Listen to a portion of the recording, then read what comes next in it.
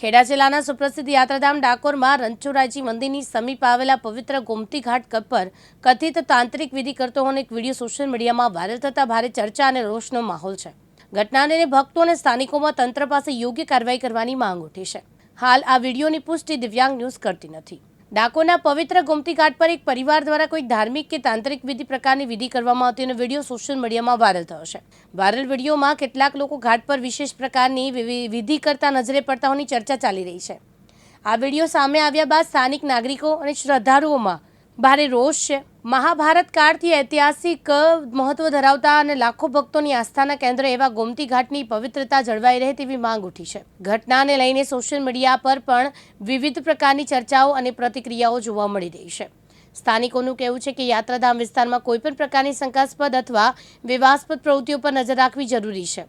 ભક્તોએ પવિત્ર સ્થળોની ગરિમા અને ધાર્મિક ભાવનાઓનું સન્માન જળવાય તે માટે તંત્રને સતર્ક રહેવા અપીલ કરી છે. તૃષાલ પંડ્યા, દિવ્યાંગ ન્યૂઝ, ડાકોર, ખેડા.